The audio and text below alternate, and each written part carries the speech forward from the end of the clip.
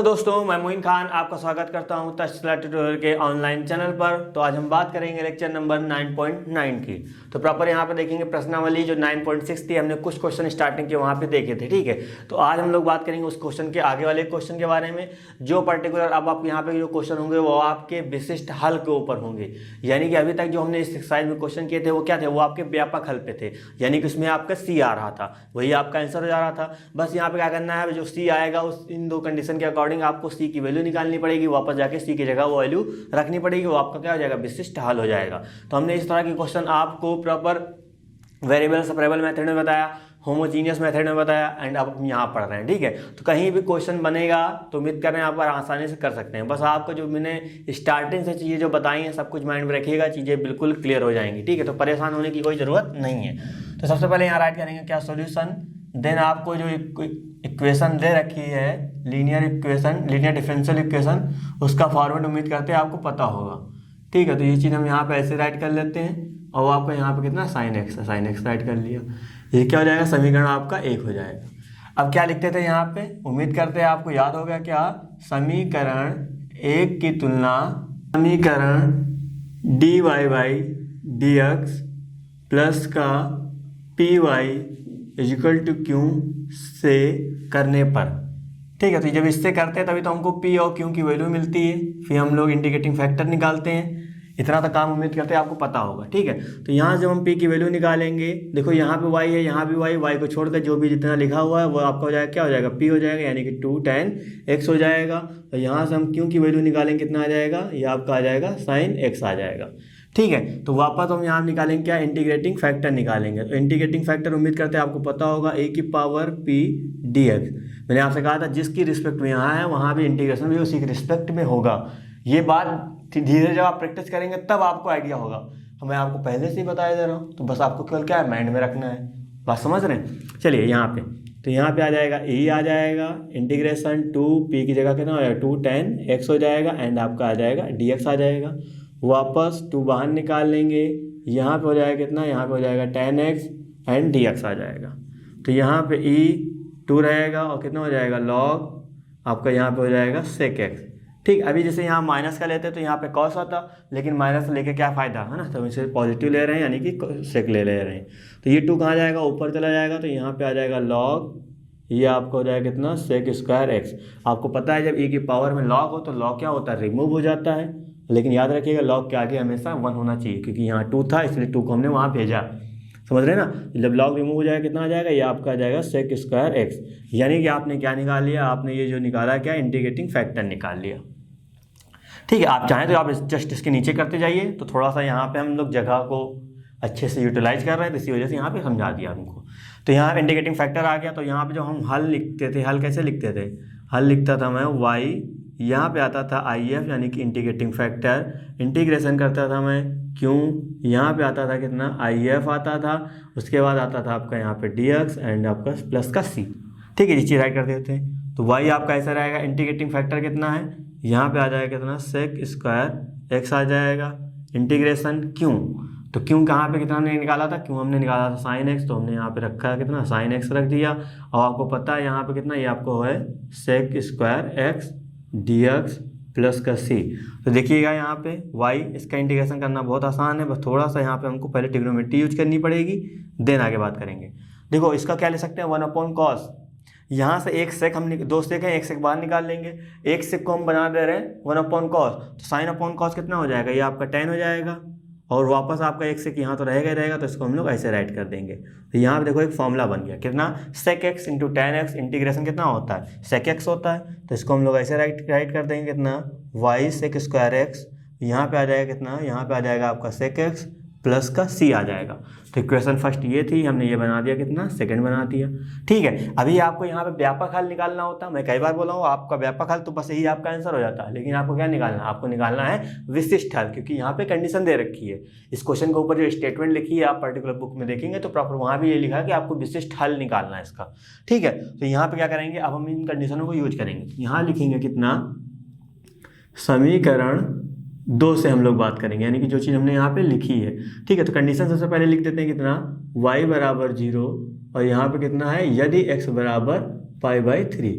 ठीक है, तो अब ये क्वेश्चन के साथ में है, ये थोड़ा सा हमने अलग लिखा है क्योंकि ये जो आप काम करेंगे ये जस्ट इसके नीचे काम करेंगे। ठीक है, तो ये समझते रहिएगा। तो यहाँ लिखेंगे क्या, समीकरण 2 से। अब y की जगह हम लोग पहले 0 रखेंगे, यहाँ 0 से मल्टीप्लाई किसी भी नंबर से करो क्या आता है, सब 0 हो जाता है, तो यहाँ सब 0 हो जाएगा।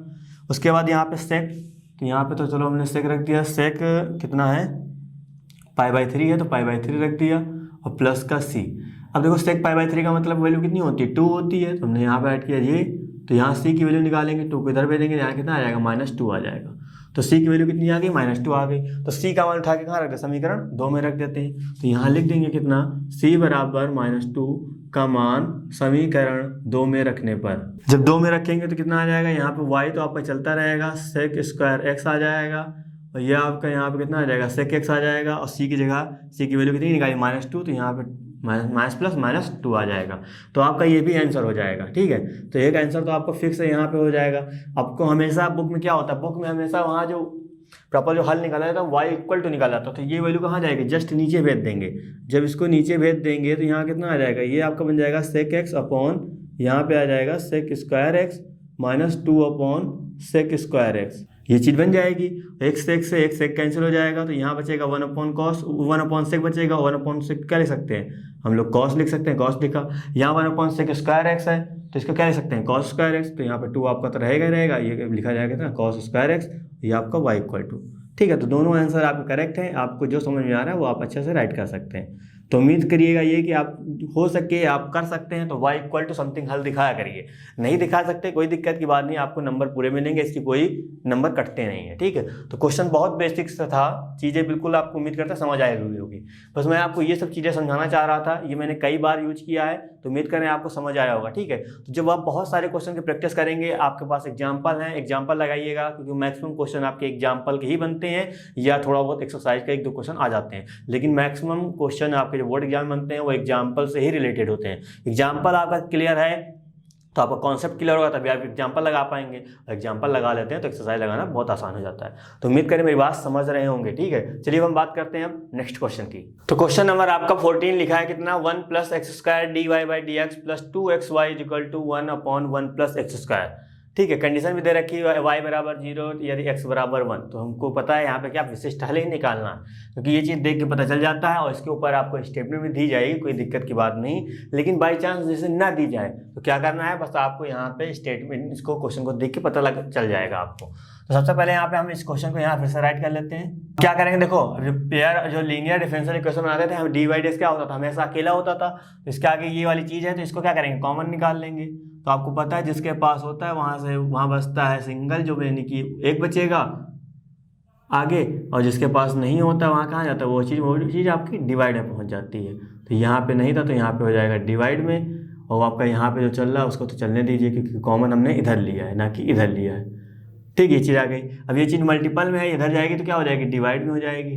तो यहाँ पे राइट कर लेते हैं कितना, dy/dx प्लस का 2xy अपॉन में कितना हो जाएगा 1 प्लस का x²। यहाँ पे हो जाएगा कितना 1 प्लस का x² का स्क्वायर। ठीक है, तो ये चीज़ यहाँ बन जाएगी। अब क्या करेंगे, इसको हम बना देते हैं समीकरण कितना 1 बना देते हैं।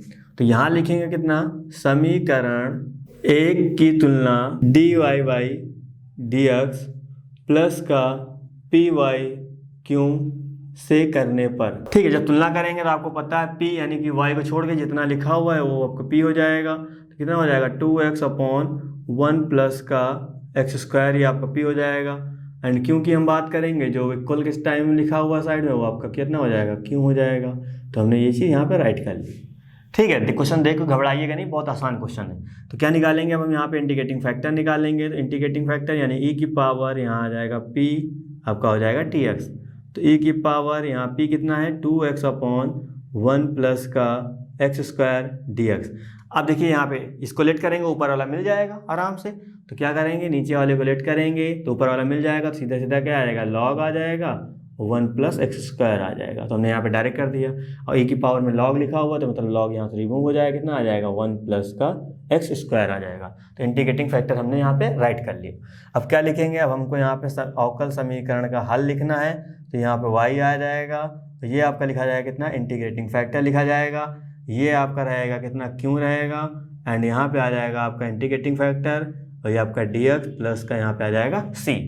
ठीक है, तो y आपका ऐसे रहेगा, इंटीग्रेटिंग फैक्टर कितना है, इंटीग्रेटिंग फैक्टर आपका 1 प्लस का एक्स स्क्वायर है, इतना रहेगा। अब देखिए यहाँ पे क्यों आया है, ठीक है, तो क्यों जितना है वो यहाँ पे राइट कर देते हैं, कितना 1/1 प्लस एक्स स्क्वायर का होल स्क्वायर एंड आपका यहाँ पे इंटीग्रेटिंग फैक्टर आपने निकाला था कितना, आपने निकाला था 1 प्लस का एक्स स्क्वायर और dx आपका साथ में प्लस का c। अब देखिए दो, एक यहाँ पे है, यहाँ पे 2 है, तो कैंसिल आउट हो जाएगा, तो क्या बचेगा, ये आपका y एंड आपका यहाँ पे आ जाएगा 1 प्लस का x square is equal to integration 1/1 plus का एक्स स्क्वायर, क्योंकि यहाँ पे 2 लोग थे, कैंसिल आउट हो गया। ठीक है, तो यहाँ पे dx एंड c आ गया, तो y तो आपका ऐसे रहेगा और यहाँ पे 1 प्लस एक्स स्क्वायर भी ऐसे रहेगा। इंटीग्रेशन 1/1 प्लस एक्स स्क्वायर कितना होता है, tan इनवर्स x होता है, तो यहाँ पे हो जाएगा कितना, tan इनवर्स x हो जाएगा एंड आपका प्लस का c। ये इक्वेशन कौन सी हो जाएगी, ये आपकी हो जाएगी सेकेंड। ठीक है, अब क्या करना है, अब हमको कंडीशन लेके चलना है, तो यहाँ लिखना है y बराबर 0 यदि x बराबर कितना हो, 1 हो। अब यहाँ हम किस में पुट करेंगे, समीकरण 2 में पुट करेंगे, तभी तो हमको c की वैल्यू मिलेगी, तो यहाँ पे काम करेंगे। अब देखिए ये काम हम वही बार बार कर रहे हैं और कुछ नया नहीं कर रहे हैं, सब वही चीज़ रिपीट होगी। ठीक है, तो सारे क्वेश्चनों में आपको इसी तरह सोचना है, एक क्वेश्चन 2 क्वेश्चन मेथड समझ लीजिए मेरा, उसके बाद अपने आप से खुद लगाने का बैठिए। नहीं आ रहा एक बार लगाएंगे, 2 बार नहीं आ रहा, कोई दिक्कत बात नहीं आता, आप कॉन्टेक्ट कर लीजिएगा। यहाँ रखेंगे y की वैल्यू 0, सब 0 हो जाएगा, लेकिन कोई मतलब नहीं, चलिए ठीक है। यहाँ रखेंगे tan इनवर्स, ये आपका आ जाएगा कितना, x की जगह हो जाएगा 1 प्लस का c, तो यहाँ पर रहेगा 0 tan इनवर्स। अब इनवर्स आपको गायब करना तो अंदर tan बनाना पड़ेगा, आपको पता है 1 की जगह क्या लिख सकते हैं, tan π/4 लिख सकते हैं, आ जाएगा ये। ठीक है, तो यहाँ कितना आ जाएगा, π/4 प्लस का c आपका 0 आ जाएगा, तो c की वैल्यू कितनी आ जाएगी, माइनस का π/4 आ जाएगा, तो ये आपका c मिल गया। बात समझ में आई, यहाँ पे c मिल गया, c हो गया। अब c की वैल्यू कहाँ रखते हैं, समीकरण जाके 2 में रख देते हैं, तो यहाँ लिखेंगे समीकरण 2 से काम कर लें या जाए लिख दें c का मान समीकरण 2 में रखने पर। ठीक है, मतलब दोनों का सेम हो जाएगा, तो y 1 plus x square is equal to tan inverse x आपका ऐसे रहेगा, c की जगह कितना हो जाएगा, माइनस का π/4। ठीक है, तो आपका आंसर क्या हो जाएगा, आपका आंसर यही होगा। यह बहुत कुछ आ रहा होगा तो इसको नीचे भेज दीजिएगा बस। ठीक है, आपका आंसर यही आ जाएगा। तो उम्मीद कर रहे हैं मेरी बात बिल्कुल आप समझ रहे होंगे, सारी चीज़ें बिल्कुल पॉइंट टू पॉइंट आपको समझ आ गई होगी, क्योंकि सारा काम हमने इसी तरह किया है, कुछ अलग नहीं किया अभी तक जितना भी किया। ठीक है, तो मैक्सिमम जो मैंने आपको स्टार्टिंग में जो चीज़ें बताता हूँ उसको आप हमेशा समझ में नहीं आया तो दूसरी बार सुनिए, चीज़ें क्लियर हो जाएंगी। ऐसा कुछ बहुत टिपिकल नहीं, क्योंकि जब आप डिफरेंशिएशन समझ गए, इंटीग्रेशन समझ गए, तो ये तो बच्चों वाला खेल है, समझ रहे हैं ना। चलिए हम बात करते हैं अब नेक्स्ट क्वेश्चन की। तो क्वेश्चन नंबर आपका 15 लिखा है कितना, dy/dx minus 3y cot x is equal to sine 2x, और यहाँ पे कंडीशन दे रखी y बराबर 2 एंड यदि x बराबर π/2। तो प्रॉपर सेम वही काम करना है। ठीक है, तो कुछ अलग नहीं इसमें। यहाँ लिखेंगे सबसे पहले क्या, सोल्यूशन, देन क्या होगा, सबसे पहले यहाँ पे क्वेश्चन ही लिख देते हैं एक बार, ज़्यादा बेटर है। तो इसको बना देते हैं कितना, समीकरण 1।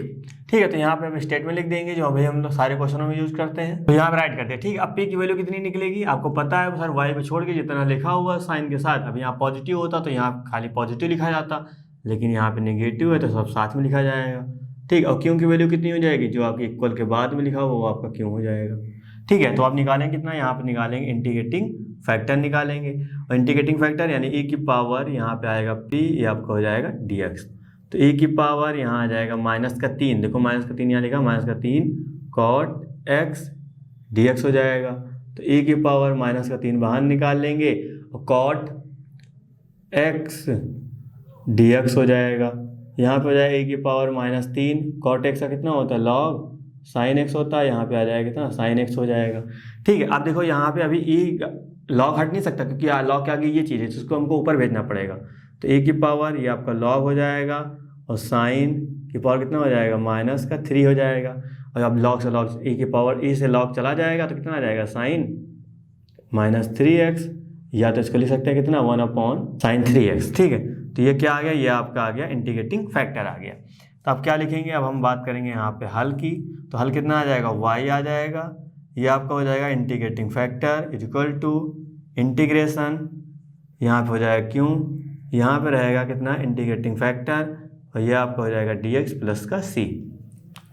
तो वाई इंटीग्रेटिंग फैक्टर कितना निकाला आपने, 1 था, तो यहाँ पे हम रखेंगे कितना 1 साइन क्यूब था, तो साइन क्यूब एक्स हो जाएगा, इजिकल टू क्यों कितना है, क्यों आपने निकाला था साइन 2x, ठीक है, तो यहाँ पे साइन 2x हो जाएगा, अपॉन में इंटीग्रेटिंग फैक्टर 1 साइन क्यूब है तो हमने अपॉन में लिख दिया, और ये आपका यहाँ पे dx प्लस का c, ठीक है। तो जहाँ पे फॉर्मूला ओपन करेंगे तो उसका फॉर्मूला ओपन कर लेते हैं। यहाँ पे जो चीज़ लिखी है कितनी, y अपॉन ये तो आपका आ जाएगा कितना sine cube x, is equal to लगाया अब हमने यहाँ पे।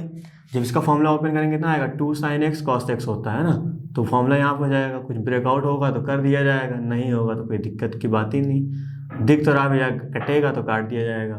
यहाँ पे dx प्लस का c, एक साइन से कैंसिल आउट हो जाएगा, ठीक है, तो y आ जाएगा, यहाँ पे कितना आ जाएगा, यहाँ पे हो जाएगा साइन क्यूब एक्स, यहाँ पे 2 हम बाहर निकाल लेते हैं, एक कॉस, और यहाँ पे एक साइन उधार ले लेंगे क्योंकि यहाँ पे 3 है, एक कटेगा, दो बचेंगे ना, एक कॉट साइन यहाँ लेंगे, एक कॉस वहाँ, तो क्या बना देगा, ये आपका कॉट एक्स बना देगा, और एक साइन तो आपका यहाँ बचेगा, तो बचेगा वो क्या बना देगा, वो आपका कोसेक एक्स बना देगा, ठीक है। आपका यहाँ पे चल रहा है dx प्लस का यहाँ पे c, तो y upon sine cube x is equal to 2, और cot x cosec x dx कितना होता है, माइनस का होता है, तो माइनस का हो जाएगा कितना, ये आपको हो जाएगा कोसेक एक्स हो जाएगा, और प्लस का यहाँ पे क्या हो जाएगा, c हो जाएगा।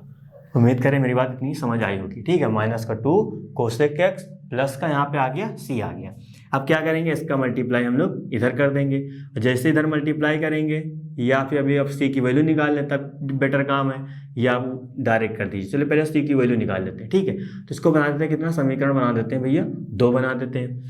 अब यहाँ पे हमको वैल्यू कौन सी पुट करनी है, क्योंकि c की वैल्यू निकालनी कितना, y बराबर 2 यदि क्या होना चाहिए, x बराबर π/2, तो y की जगह हम लोग 2 रखेंगे, 2 आ जाएगा, साइन यहाँ कितना चल रहा है, साइन क्यूब चल रहा है, और यहाँ चल रहा है π/2 चल रहा है, इक्वल टू लगाया माइनस का 2, यह आपका हो जाएगा कितना कोसेक हो जाएगा, और ये आपका हो जाएगा π/2 हो जाएगा, प्लस का c हो जाएगा।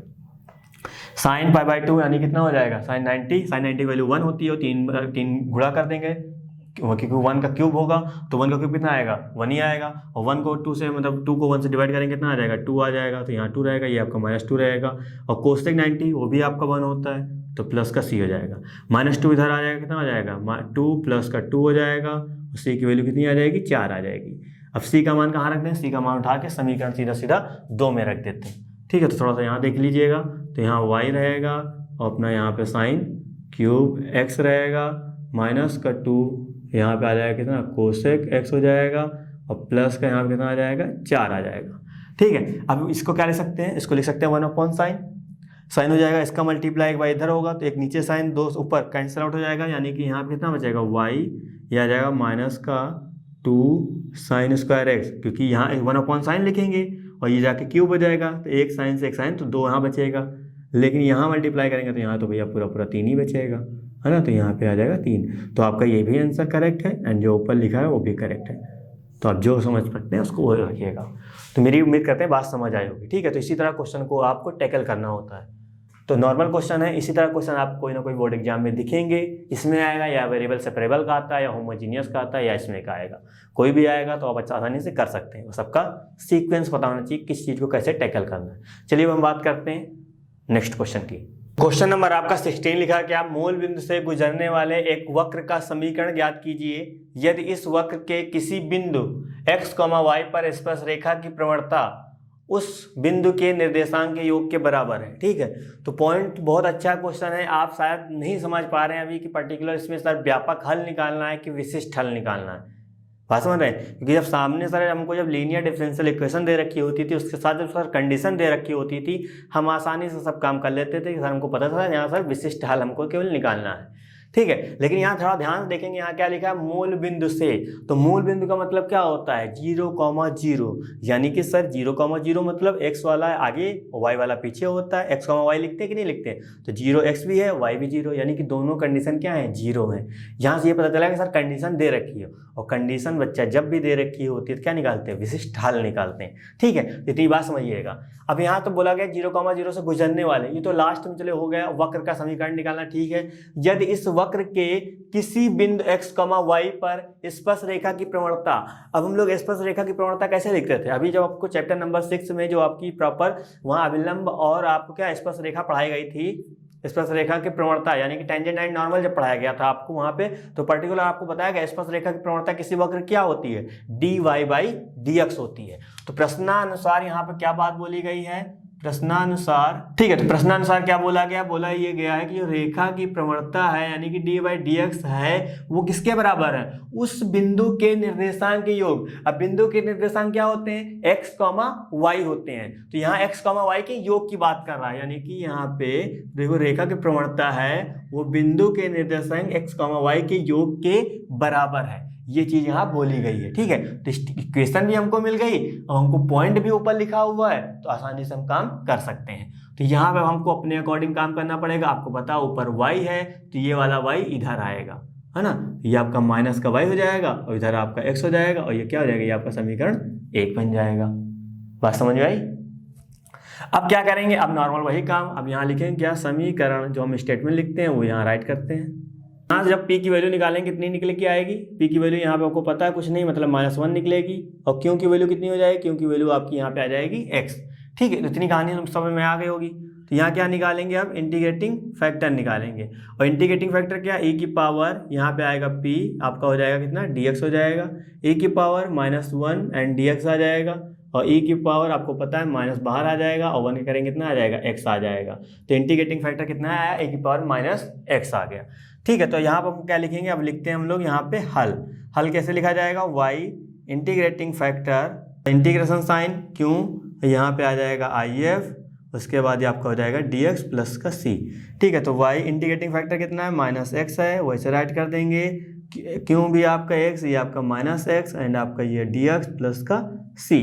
ठीक है, अब हम इसका इंटीग्रेशन करेंगे तो यहाँ पे आ जाएगा y e की power -x is equal to, यहाँ कितना हो जाएगा, अब आपको पता है ये आपका सेकंड फंक्शन एंड आपका ये फर्स्ट फंक्शन, तो क्या करेंगे, फर्स्ट को बाहर निकाल लेंगे, इंटीग्रेशन करेंगे किसका, e की पावर -x dx हो जाएगा, माइनस लगाया, यहाँ पे आप डिफ्रेंसिएशन होगा किसका, x का, यानी कि फर्स्ट वाले फंक्शन का। ठीक है, तो फॉर्मूले उम्मीद करते हैं आप अच्छे से आपको याद हो गए होंगे ना। अभी याद नहीं हुए तो थोड़ा सा दिक्कत की बात है, आप माइंड में कर सकते हैं, अभी बहुत टाइम निकला नहीं है ना, अब आसानी से उसको अच्छे से यूटिलाइज कर सकते हैं। चलिए यहाँ पे आ गया ये चीज़ x, इसका करेंगे कितना आता है, -e की पावर -x आएगा, क्योंकि आता वही चीज़ है, बस ये माइनस वजह से ये माइनस आ जाता है, तो माइनस ऐसे रहेगा, x का हो जाएगा 1, इसका करेंगे तो यहाँ भी माइनस आएगा, माइनस क्या हो जाएगा, प्लस हो जाएगा, ये चीज़ ऐसी हो जाएगी, और प्लस का यहाँ पे आ जाएगा c।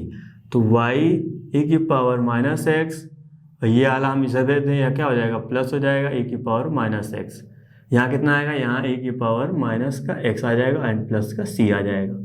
ठीक है, इसको भी इधर ही भेज देते हैं, क्या दिक्कत है, y e की पावर -x प्लस e की पावर -x, ये चीज़ आएगी e की पावर -x c आ जाएगा। ठीक है, तो ये चीज़ें हो गई।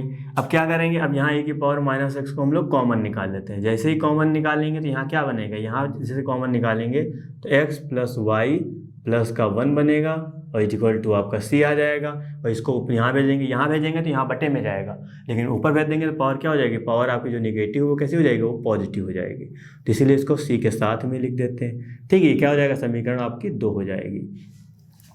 अभी व्यापक पूछता, यहाँ पे ये ना बोला जाता है मूल बिंदु से गुजरने वाले, बोला जाता कि एक वक्र का समीकरण ज्ञात कीजिए यदि इतना इतना, तो आपको बस इतना रखना, लेकिन यहाँ क्या बोला कि मूल बिंदु से गुजर रहा है, तो यहाँ लिखेंगे क्या, समीकरण 2 मूल बिंदु से होकर आता है। ठीक है, अतः क्योंकि आपको पता है x भी 0 है और ये y भी 0, क्योंकि आप पहले यहाँ x लिखते हैं यहाँ y लिखते हैं, तो यहाँ रखेंगे x की जगह ये भी 0 और ये भी 0, और उसके बाद ये तो 1 ऐसे रहेगा, c यहाँ पे आ जाएगा, और e की पावर कितना हो जाएगा, 0 हो जाएगा, e की पावर 0 यानी कि 1 का मल्टीप्लाई c से करेंगे, c आएगा इधर 1, तो c की वैल्यू कितनी आ गई, 1 आ गई, और c का मान कहाँ रखते हैं, समीकरण 2 में रख देते हैं। तो यहाँ लिखते हैं कितना, समीकरण 2 से। ठीक है, जैसे समीकरण 2 की बात करेंगे तो यहाँ पे आ जाएगा x प्लस वाई प्लस का 1, और c की जगह 1 रखेंगे तो आपका ये मिल जाएगा। तो आपका क्या हो जाएगा, इस पर्टिकुलर वक्र का समीकरण यही होगा जो मूल बिंदु से होकर जाता है, तो ये आपका आंसर हो जाएगा। ठीक है, तो इस तरह के क्वेश्चन आपके लैंग्वेज बेस्ड भी उम्मीद करते हैं कभी कभी देखे जाते हैं, लेकिन प्रॉपर आप स्टेटमेंट को समझते हुए काम करेंगे, क्योंकि आप क्या करना है, आपको डिफरेंशियल इक्वेशन ही तो निकालनी है, और जब आप लीनियर डिफरेंशियल इक्वेशन निकाल लेंगे तो आसानी से इसको सॉल्व करना, तो उम्मीद करते हैं अब आपके बाएं हाथ का खेल होगा। ठीक है, तो सारी चीज़ें समझ आ गई होगी कैसे करना है। तो क्वेश्चन या तो आपका वेरिएबल सेपरेबल से बनता है, कभी कभी दोनों मेथड से आ जाता है, यानी कहने का मतलब 3 में से कभी कभी 2 मेथड पे ही क्वेश्चन आ जाता है, और मैक्सिमम जो क्वेश्चन आता है वो आपको होमोजीनियस या क्वेश्चन बनता है यहाँ से लीनियर डिफरेंशियल इक्वेशन के। क्यों? क्योंकि होमोजीनियस जब हम सॉल्व करते हैं लास्ट में क्या बन जाता है, या तो लास्ट में जाके आते वेरिएबल सेपरेबल मेथड ही बन जाता है, यानी अलग अलग करना, वाई वी को अलग, वाई को अलग, डी एक्स को अलग, तो वो चीज़ तो आपको मिल जाएगी। तो होमोजीनियस और लीनियर डिफरेंशियल इक्वेशन से ही क्वेश्चन बनते हैं।